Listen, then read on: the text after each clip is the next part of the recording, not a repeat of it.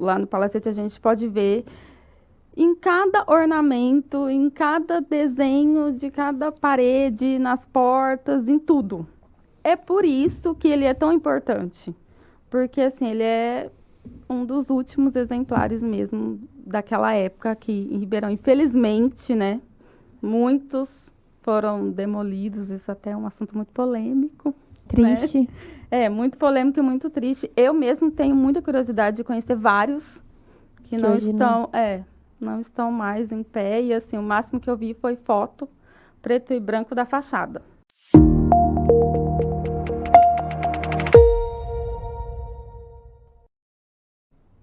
Olá, estamos de volta em mais um Painelcast. Eu sou o Bruno, estamos com a nossa querida amiga Fabiola e hoje com a arquiteta Tainá Braulino. Tainá, queremos que você conte um pouquinho da sua história e esse amor pelo patrimônio cultural. Boa noite, obrigada pelo convite.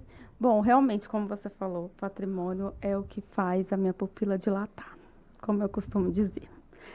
Realmente, assim, eu me encontrei nessa área, porque, para mim, o patrimônio contempla tudo da arquitetura. Eu consigo ter relação com o urbanismo, eu consigo ter relação com a parte técnica e burocrática e também consigo ter relação com a parte criativa. Então, para mim, patrimônio é a área mais completa da arquitetura. Que legal.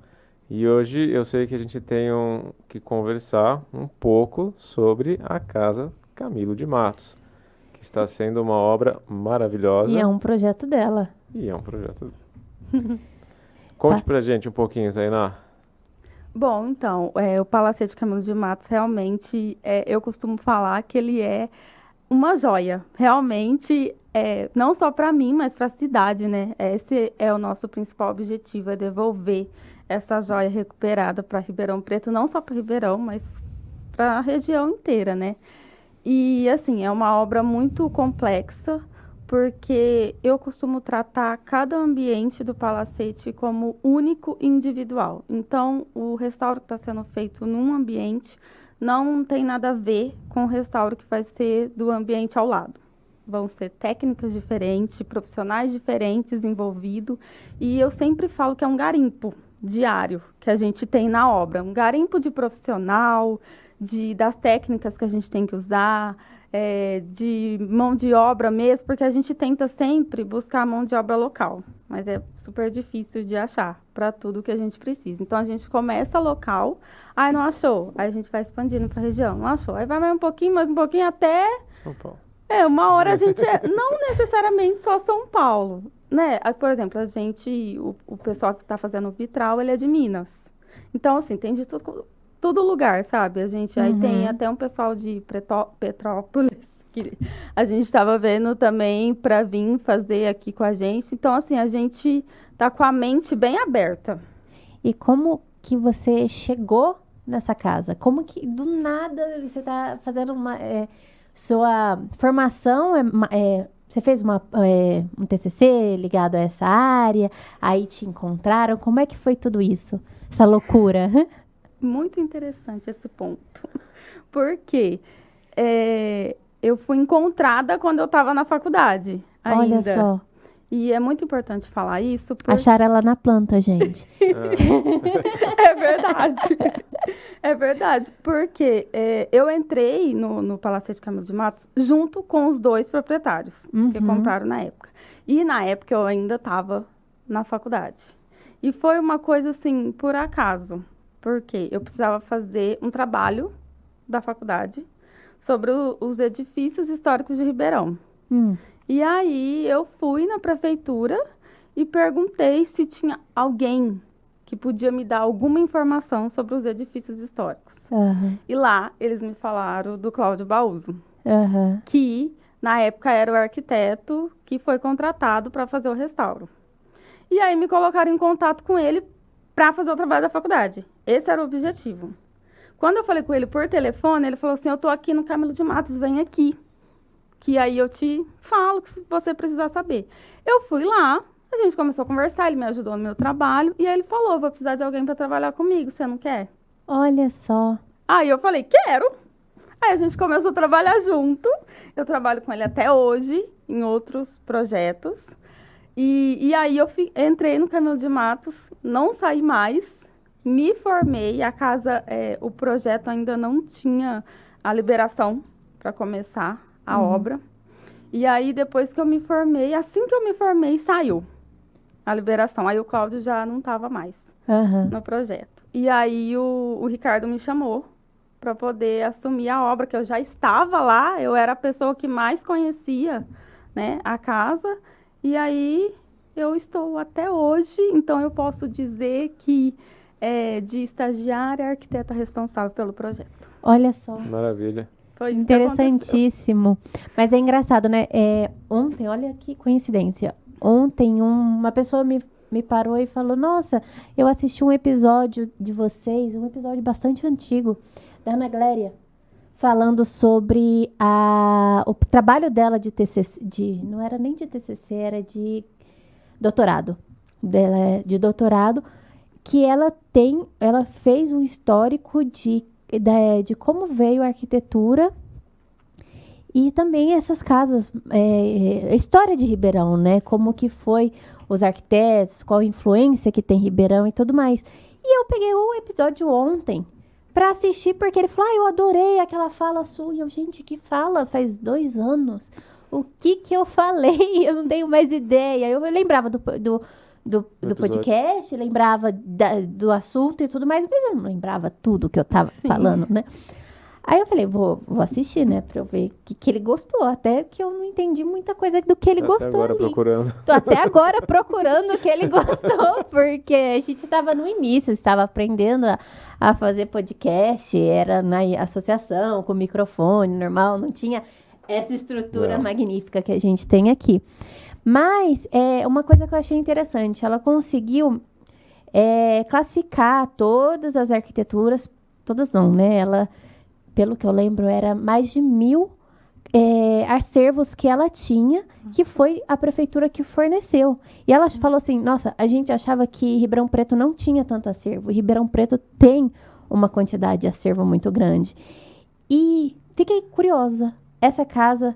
Você chegou a ver esse acervo dela? Chegou a buscar essa pesquisa, esse trabalho que ela falou que ia tentar publicar? Não sei se chegou a publicar. Chegou a buscar alguma coisa dela? Ana Gléria. Sim. Olha. Sim, eu conheço ela. Olha só. As coincidências acontecem. Achei bastante interessante porque no episódio ela falava muito sobre Art Deco e parece que a casa de Camelo de Matos tem uma influência. Você pode falar um pouco sobre? Tem muita influência. Então, o Palacete, ele é o estilo eclético. Então, ele mistura, né, os estilos. Mas Art Deco tá muito presente. Muito. Assim, particularmente, é um dos meus estilos preferidos. E como que é? Você pode explicar um pouquinho para quem não conhece? Então, ele é muito rico em detalhes, né? E assim, que nem lá no Palacete. Vocês não conhecem, vocês precisam ir lá. Precisamos de autorização para visitá-los. Estão autorizados. Agora que a gente conhece a arquiteta responsável. Vai ficar mais fácil, vai ficar mais fácil. Contatos, Bruno. Sempre falei sobre isso. Então, é muito presente esse estilo. Lá no Palacete a gente pode ver em cada ornamento, em cada desenho de cada parede, nas portas, em tudo. É por isso que ele é tão importante. Porque, assim, ele é um dos últimos exemplares mesmo daquela época aqui em Ribeirão. Infelizmente, né? Muitos foram demolidos. Isso até é um assunto muito polêmico. Triste. Né? Muito polêmico e muito triste. Eu mesmo tenho muita curiosidade de conhecer vários que não estão, não estão mais em pé. E, assim, o máximo que eu vi foi foto preto e branco da fachada. Uhum. Então, né, a curiosidade fica imensa. Então, eu penso isso sempre. Eu penso assim, eu estou aqui hoje, mas daqui a 50, a 70 anos, eu não tiver, eu quero que o Palacete esteja. Ele tem que estar lá, ele tem que estar em pé, e eu espero que os meus filhos e netos possam vê-lo. Trazer a história, né? Sim. Assim, é muito interessante, porque desde 2017 até hoje, várias vezes, assim, que eu estava lá na frente, muitas pessoas passavam lá e falavam, eu lembro quando eu vinha da escola. E eu passava aqui na frente, eu vi o senhorzinho de terno lá dentro, eu lembro que ele era advogado. Então, assim, tem muita história. E é um misto, porque tem esse pessoal que teve essa história, essa memória afetiva mesmo, e tem a geração de agora, que não tem essa memória, mas tem a curiosidade, que quer saber como como era. Então, assim, a minha intenção é que quem não tenha essa memória, crie essa memória afetiva agora. E para isso o palacete ele precisa estar em pé, precisa estar recuperado. Mas para ele estar recuperado, ele precisa estar vivo. Para estar vivo, as pessoas precisam ter essa experiência com ele. Isso é uma das coisas que a Ana falou no episódio mesmo, porque se a arquitetura, as edificações que a gente restaurar, ela não for um ambiente vivo, é um ambiente que ele não vai te trazer essa ação cultural. Isso. Exatamente. É por isso que no palacete não tem tapume, não tem nada tampando a obra, porque a intenção é que seja um restauro aberto mesmo. Eu tenho uma agenda só para receber as pessoas, que de acordo com o cronograma da obra, né, lógico, para não atrapalhar o restauro, mas eu faço questão porque uma obra de restauro demora anos. Sim. Não é só do palacete, é de qualquer lugar, não é em 2 meses que vai terminar. E, além disso, o processo é muito rico. Lógico, é minha área, eu amo fazer isso, mas eu acho que isso é rico para todo mundo. Não é só para quem é da área. Então, assim, eu faço questão mesmo de receber as pessoas no palacete, até porque, para entender. Porque as pessoas passam lá e falam assim, nossa, mas está demorando tanto. Ai, mas por que está demorando? Ai, o que eles estão fazendo aí dentro? E não é o primeiro restauro que vai ter. Uma edificação que ela é mais antiga, ela vai precisar de restauro conforme os anos. Por isso que tem que ser uma edificação viva. Sim. Porque ela tem que gerar um certo lucro para você conseguir manter ela. É até interessante trazer essa história, porque eu lembro muito do primeiro contato que eu tive que começou a abrir minha mente, né? Que até então eu acho lindo, não sei o quê, mas eu nunca pensei nisso ser vivo. Sim. E aí eu fui fazer uma visita na Casa das Rosas em São Paulo. Você já foi, Bruno? Não. Na Casa das Rosas em São Paulo, hoje, ela é uma casa que ela recebe exposições, sim, coisas mais artísticas. Mas é uma casa que sobreviveu no meio da Paulista. E é linda. Lindíssima. Quem não foi, por favor, vá. Mas eu sempre fui lá tirar foto. Nossa, que lindo, nossa, que coisa. E aí um dia eu parei para ler que lá no andar térreo tem uma explicação da casa, do que ela foi construída, passou de filho, a mãe pediu para o filho manter a casa e tudo mais. Só que com a Paulista, com aquele tanto de arranha-céu, tanta coisa, né? Tudo novo, não sei o quê. Como que eles iam manter aquela casa, aquele terreno? E eles venderam o fundo do terreno, construíram um prédio. Sim. Tem também um café atrás dessa casa. E todos eles foram, na época, pelo que eu li lá, né, gente? Contrapartida de Foi a contrapartida de manter a casa. E aí isso tornou a casa viva. Por quê? Porque hoje a casa recebe várias exposições. Esses dias estava com a exposição da Mônica lá, pelo que eu acompanhei. Várias exposições, o pessoal entra para ver o novo e o antigo juntos. Sim. Porque a arquitetura, a arte hoje do novo junto com a estrutura do antigo, da história. E isso se propaga, é lindo de ver. Sim. Agora, eu vou voltar para o Camilo de Matos. Desculpa. Pode voltar, Bruno. Eu queria te perguntar, a gente estava falando, você falou que é uma das poucas que ainda estão de pé em Ribeirão. Então, eu queria te perguntar, que ano foi projetado, quem foi o arquiteto, quanto tempo demorou para construir e quanto tempo você acha que demora para restaurar? E depois, que você nos contasse um pouco dessa história, porque é como se fosse me fugiu o exemplo, mas, por exemplo, você tem que meio que escavar, você tem que procurar na parede o que era o original, o quão difícil é chegar na pigmentação, que tecnologias vocês usam para ter toda essa informação? Tá. Bom, o Camilo de Matos, ele fez o pedido do projeto em 1920. E a casa foi inaugurada em 1922, então demorou 2 anos. 2 anos. Sim. E quem projetou, quem foi responsável pelo projeto original da casa foi o Antônio Soares Romeu, que é, assim, uma personalidade super importante também dentro da arquitetura, né? Principalmente aqui em Ribeirão, ele projetou muitas... Menciona alguma, só para o público que não conhece saber o que mais ele fez. O Palacete de 1922, né? O Jorge Lobato, que foi restaurado, né? Também agora e virou restaurante. E uma curiosidade é que ele era cunhado do Camilo de Matos. Então, foi por isso que ele foi escolhido para fazer o projeto. E a segunda parte da pergunta... Como é que você escava? Como é que você vai O buscando Bruno as faz informações? 5 perguntas no mesmo Não, momento. porque senão, se eu deixar brecha, você não para de falar. Então, eu já tenho que fazer tudo o que eu quero. Não, brincadeira, tá bom, brincadeira. Bruno, você vai ver. Eu vou tacar essa água em você, você vai ver. Bom, quando a gente chegou na casa para fazer o projeto, a gente tinha que escolher qual seria a premissa projetual. A gente viu que tem várias camadas de tinta em todos os ambientes da casa. E cada camada representava uma reforma que o Camilo de Matos fez na casa. E foi escolhido voltar à primeira camada, a original de 1922. Então, tem ambientes que tem 4, 5 camadas de tinta. E em todos estão sendo recuperados o original, O primeiro. o primeiro. E aí vem a pergunta, como é que, recuperados, assim, você vai passar uma base no fundo e pintar de novo, ou não? Você vai A gente limpar? vai restaurar. Então, muito importante, a gente vai deixar uma janela de prospecção para mostrar essas 4, 5 camadas para o pessoal ver a passagem do tempo mesmo, né? Na casa. Mas aí a gente vai recuperar a primeira camada de tinta. É assim. Aí não é só a tinta, né, em si, mas cada ambiente tem os seus desenhos, os seus ornamentos, né? E esses são 2 vertentes.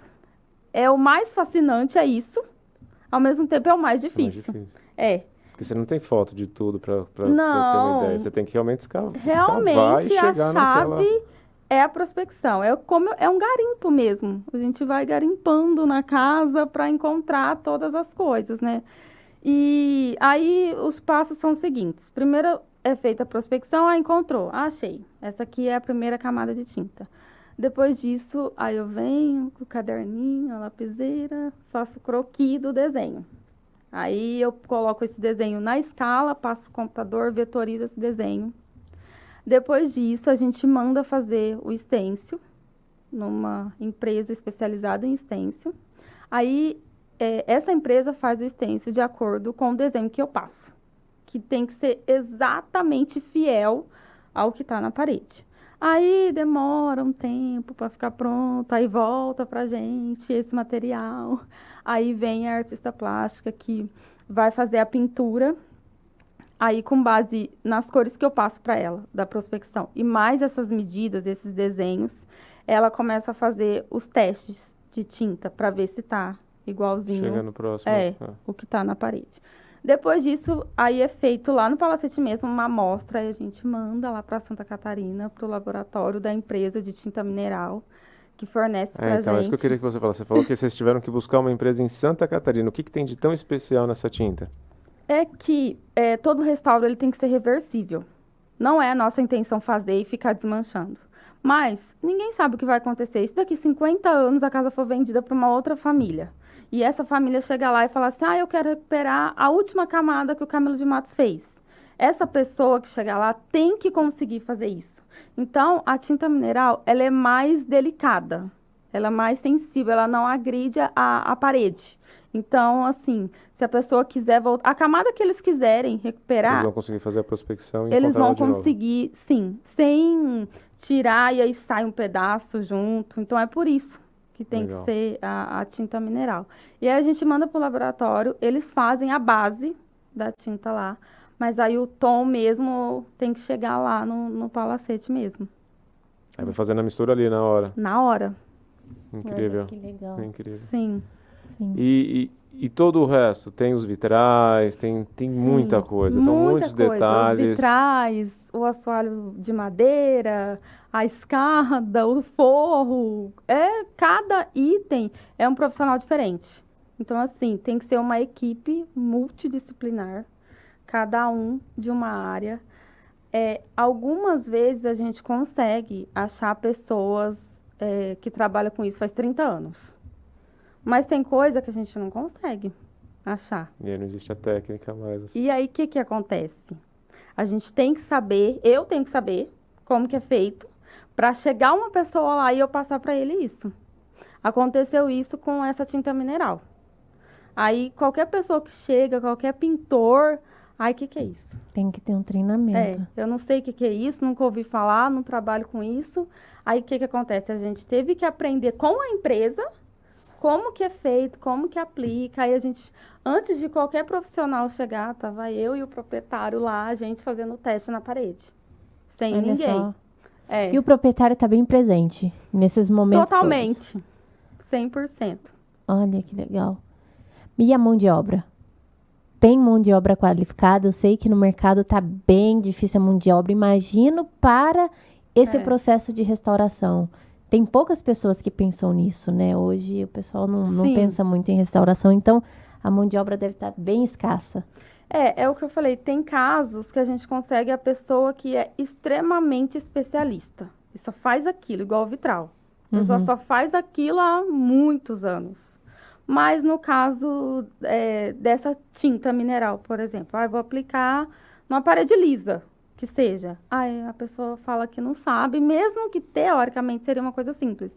Mas só por ser um material diferente, já É algo que ela nunca trabalhou, ela vai falar já que não gera sabe. um Desconforto. receio, porque antes de passar essa tinta, tem que aí fazer a lavagem da parede, tem que fazer a raspagem, aí tem que aplicar a pasta de cal, que é diferente de massa corrida, tem que saber como trabalhar com essa pasta, que senão você passa na parede, ela cai tudo.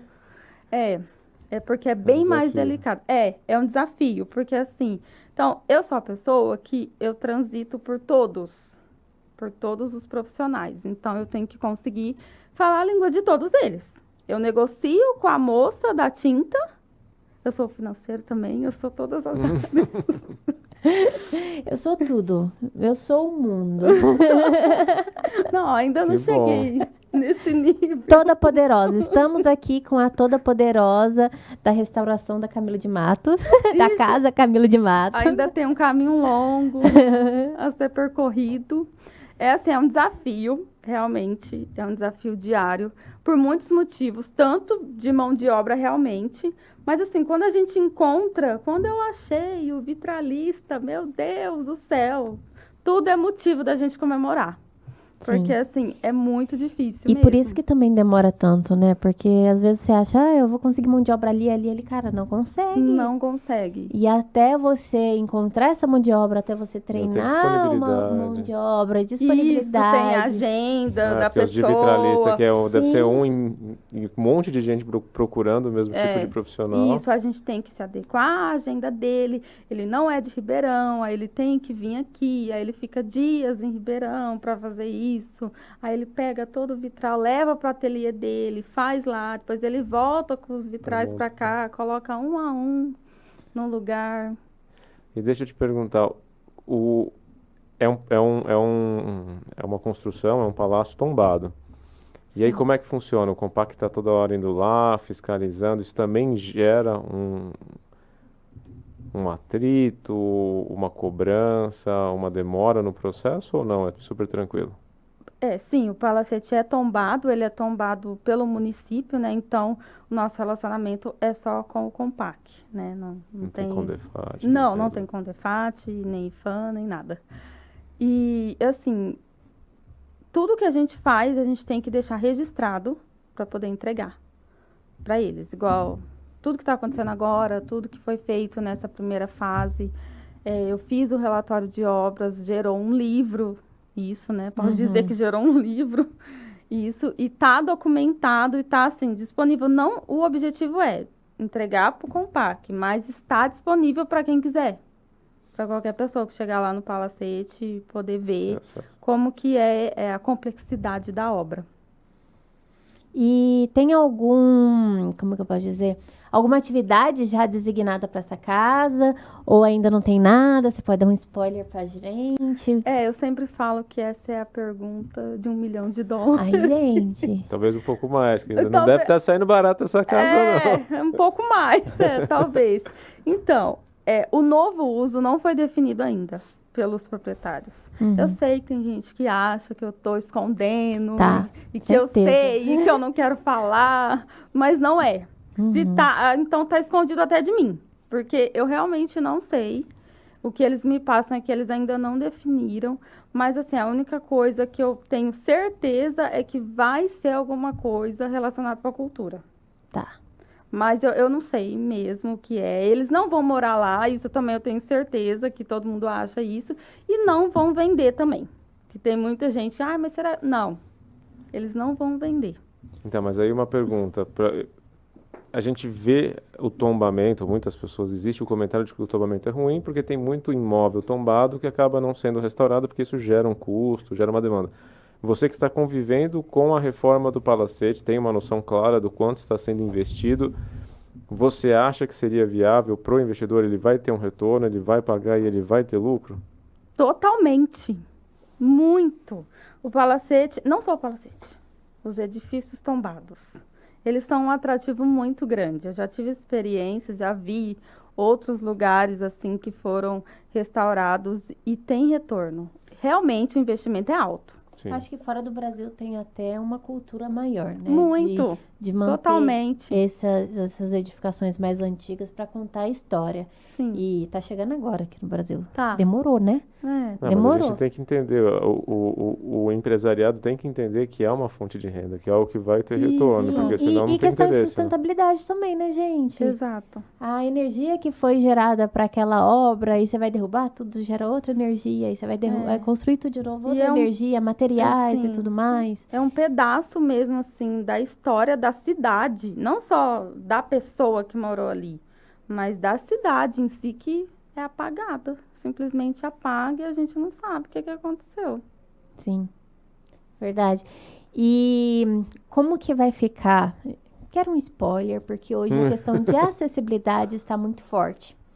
E se for uma casa que tenha acesso ao público, a prefeitura tem exigido as questões de acessibilidade, rampa, essas coisas. E como que vai ficar essa questão para a casa? Vocês já têm algum planejamento ou vamos restaurar, deixá-la como que tá? Aí depois, quando definir a atividade, a gente vem e entra de novo com outra obra para adequar a acessibilidade? Ou como ela tá tombada por completo, ela tá tombada a fachada? Como que você pode me dizer isso? O palácio já tombado 100%. Só não foi tombado o mobiliário. Infelizmente, que deveria ter sido, na minha opinião, porque a gente não teve acesso a esse mobiliário. A família, os herdeiros, né, do Camilo de Matos, entrou na casa, pegou todo o mobiliário e levou embora. Eu nunca vi, infelizmente, eu nunca vi. Até as portas eles tiraram, mas a gente conseguiu as portas de volta. Mas o Depois de mobiliário... vendido. Ou não? Um pouquinho antes, quando eles já estavam na intenção de vender. E então, mas é tombado externo e interno. Tá. Telhado, a casa do caseiro, o quintal, tudo é tombado. Então, por isso também que a gente não pode. Já aconteceu, já chegou pessoas lá querendo alugar para restaurante, para choperia, para muitas coisas. Eu quero derrubar essa parede aqui. Não pode. Não, não pode. Não pode. Mais rampas. Isso sim. Isso entra no projeto de intervenção. Independente entendi. se vai ser restaurante, se vai ser o que for, vai ter que ter um projeto de intervenção. E isso é um projeto diferente do restauro. Não tem como.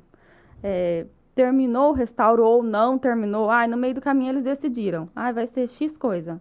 Aí isso entra, a acessibilidade vai entrar no projeto de intervenção. Ou, terminou o restauro, não decidimos nada. De qualquer maneira, só a acessibilidade já é um projeto de intervenção. Uhum. Porque tem que ter, só que também a gente tem que respeitar o tombamento. Então, como ele é tombado 100%, a gente já pensou já nisso. Então, como já vai está ser feito. começando Sim. o desenvolvimento de projetos, já está definido. A gente já sabe como fazer. Mas isso realmente vai entrar na parte de intervenção. Mas independente, mesmo se não tiver, acabou. A gente não decidiu nada, vai ter que fazer. E só isso já é o projeto de intervenção. Entendi. É interessante demais. Muito. Mas o Bruno fazia parte do Compac. E aí eu tava até perguntei antes pra ela se ela faz parte do Compac. Faz ou não faz? Todo mundo pergunta isso, como que é? Sim, muita gente me pergunta isso. Já me perguntaram quanto tempo faz que você trabalha no Compac. Nem eu e nem ninguém trabalha no Compac. Todo mundo é voluntário que tá lá dentro, né? Mas é porque as pessoas não... Não, mas Não você sabe. trabalha, você faz parte do Compac. Não é um trabalho, a gente não ganha R$1 para é voluntário. É voluntário, sim, mas já me perguntaram se eu ganhava salário para trabalhar no Compac. Igual a gente ganha para ser diretor na associação, tá milionário. Milionários. E aí, eu não faço parte. Assim, eu conheço os membros, né? Tô sempre ali em contato com eles, mas eu nunca fiz parte. Eu não sou conselheira. Já recebi convite para fazer parte, mas eu prefiro não. Apesar que eu já tive essa curiosidade de estar do Já outro foi lado. em algumas reuniões? Muitas. A reunião é aberta. Em várias. Sim, mas tô perguntando.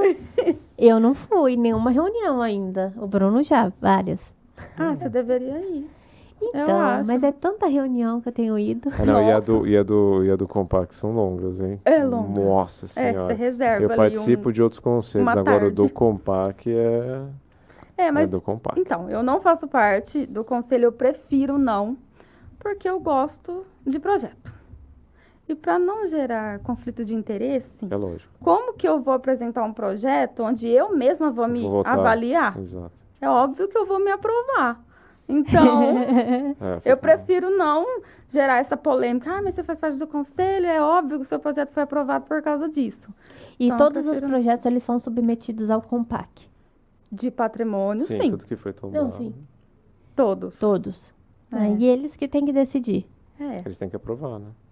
Entendi. E você já tá pensando em futuros projetos? Quando que termina a casa? Já Qual que é? existe. Ah, Qual que é o Mas- próximo? Não Não. pode falar. não. É do mesmo proprietário? Não. Só um spoilerzinho, Nada a assim, ver, não a tem nada a ver com- rua. Não, mas assim, Ah, logo Logo todos sai, vão saber. logo sai. Que bom. Todos. mas a gente em primeiro lugar, liga centro? pra gente. Não. Não? Olha lá, vai Bruno, mais A gente vai uma. pescando, Tô brincando. A intenção não é essa. Só queria saber se era ali perto. Também é do mesmo arquiteto ou não? Não. Do Camilo de A Matos, mesma- não. Não, O não é. mesmo estilo? Não, é uma coisa assim que todo mundo vai se surpreender. Ai, não faz Que isso. sacanagem, vai deixar a gente aí tudo ansioso agora. Ninguém Vocês vão dorme. lembrar em breve. Em breve não, sai. é sério, Em breve quando? Em breve esse ano. Aí, pronto. Olha só, o ano está acabando já. Já Tá pode tomando contar. metadinha. Não, não, essa parte de anúncio não cabe a mim. Tá bom. Vamos deixar ela guardar o spoiler. E deixa eu pensar, o que mais que eu tenho dúvida De patrimônio? de patrimônio? Tem algum lugar, alguma obra, alguma coisa que você fala assim, nossa, quando eu visitei, foi aonde eu decidi que eu queria isso. Tem. O IFAM em São Paulo. Porque é um palacete da mesma época do Camilo de Matos. É. É bem parecido o terreno. E você visitou antes ou depois de estar nessa obra? Durante. Foi quando eu estava no TCC da faculdade, na verdade. Porque eu já queria muito trabalhar com isso. Eu queria muito entrar no IFAM para saber como é que era lá dentro. Então, eu inventei que eu precisava fazer um estudo de caso. Convenci meu orientador que isso era muito importante para o meu TCC. Porque eu tinha que entrar lá de alguma maneira. E aí, só que eu consegui. A faculdade não podia me ajudar nem nada. Consegui falar com o diretor do IFAM em São Paulo. Ele me recebeu lá. E aí, foi incrível.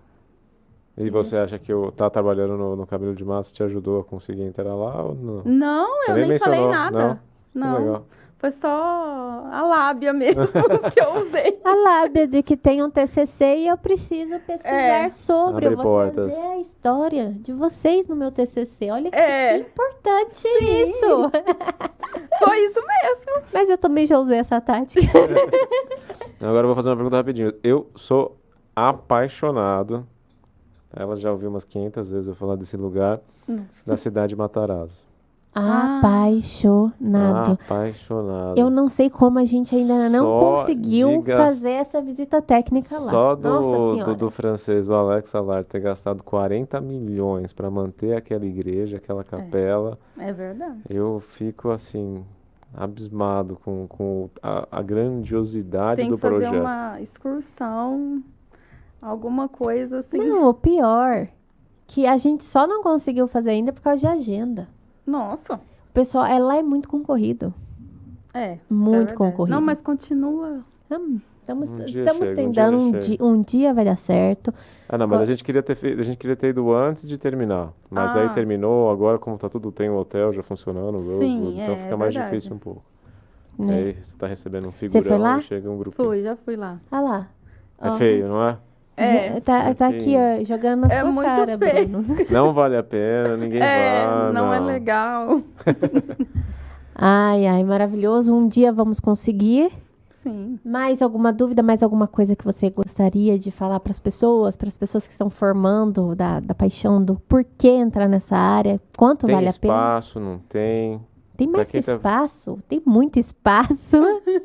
Bom, tudo bem, tem muita coisa para ser restaurada, mas a gente acabou de falar que não existe um interesse, aparentemente, da minha ignorância, um interesse muito grande do lado empresarial, porque gostem ou não, ou o governo vai pagar, ou alguém vai ter que ver um futuro financeiro para poder investir. Sim, com certeza. Todo mundo também me faz essa pergunta, diariamente. E toda vez que alguém me pergunta isso, eu falo assim, olha, tem gente que fica bem sucedido vendendo até água. Exato. Então, eu acho que depende muito da pessoa. E eu me pergunto desde sempre, não só na minha área profissional, em tudo, o quanto eu quero isso. Eu quero muito isso. Então, para mim, assim, eu não olhei para isso de, existe muitas pessoas que fazem isso, ou não existe ninguém. Falar a verdade, eu ouvi na faculdade que isso era uma coisa assim que eu não ia virar nada e que eu teria uma vida medíocre se eu trabalhasse com isso. Foi exatamente essa frase que eu ouvi. E se eu tivesse dado ouvidos, que na época era uma pessoa que tinha mestrado, sabe, uma experiência. Sempre tem, né? E- Sempre tem alguém né? para tentar Mas é o apagar estopim o que a gente sol. precisa para ir lá e provar Mas- que estava errado.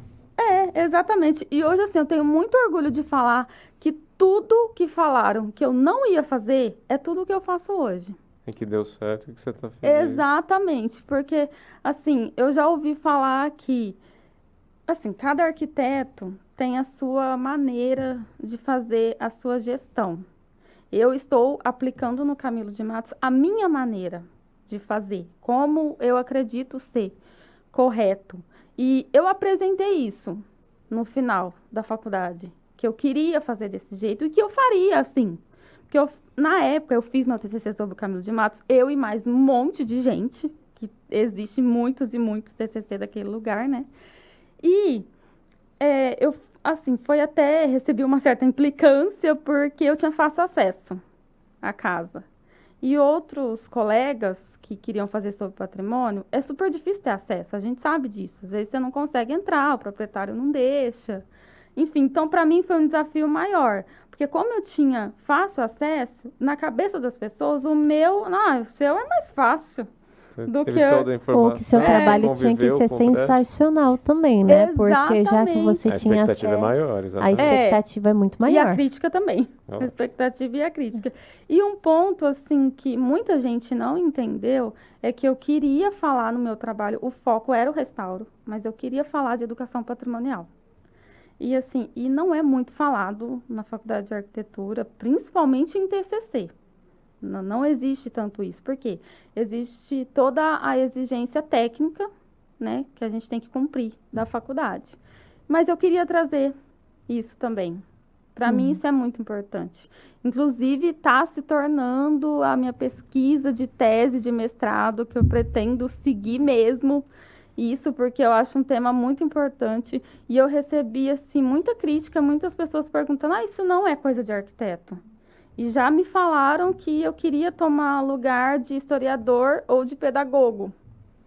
Então, Ou juntar tudo e desenvolver uma nova área, gente. Vamos lá. Cadê? Inovação, criatividade, o que mais? Ruptura.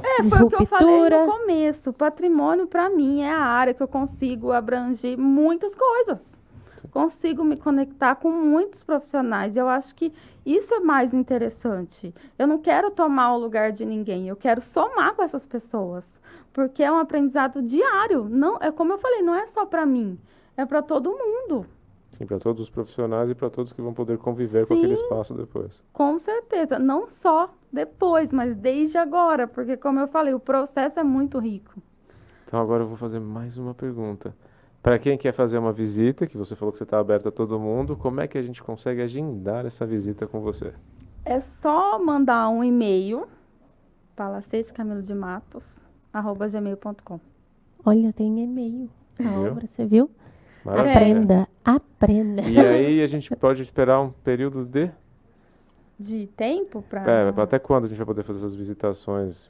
Porque vai ser enquanto a obra estiver acontecendo. Depois, aí vai definir o que vai ser feito, aí não é mais visita, né? Então, mas assim, os proprietários, eles têm a intenção de deixar que as pessoas visitem o palacete, independente Em que estágio esteja. do que vai ser. Perfeito. Mesmo depois, se for, sei lá, um restaurante, qualquer coisa que for, eles têm essa intenção de De permitir. ser aberto ao público. Assim, por enquanto, a única coisa que, em relação às visitas, o que acontece é assim, eles perguntam, você vai estar lá? Você vai? Você, Se eu você for, tá aí, né? sou eu. Se eu estiver Para receber. disponível para abrir o palacete, sempre. Eu já fui de domingo, já fui de feriado, já Legal. fui nos dias mais diversos possíveis. Então, a gente já vai marcar a nossa. Amanhã, às 10, Ó, você vai estar lá, tá aí? Não, brincadeira. Estarei. mas é isso. Eu acho que o papo é riquíssimo, muito interessante. A gente daria mais outros podcasts também para falar um pouco mais Quem detalhado sabe sobre... até o final do ano, de novo, para saber esse novo projeto que Ah, não vazou ainda. Vamos esperar ele no sair. próximo, né? Vamos de novo, sim. Você gostaria de falar mais alguma coisa? Acho que eu já. Já falou tudo o que queria? Já. Só se vocês tiverem mais perguntas. Não, eu suprimi as perguntas. Não, Tainá, a gente tem que terminar. Pessoal, muito obrigado. Estamos terminando mais um Painelcast. Tainá, foi um prazer gigantesco recebê-la hoje. Parabéns pelo Obrigada. projeto, por tudo que você está entregando para a cidade. Fabiola. Muito obrigada. É riquíssimo o trabalho que você está fazendo. Não deixe ninguém te desanimar. Ah, nunca. Ninguém. E para você que está nos seguindo, por favor, não esquece de dar o like, de acionar o sininho, de seguir a gente, de ver em todos os tocadores e mande sugestões se você quiser ouvir um episódio diferente do que estamos fazendo. Obrigado.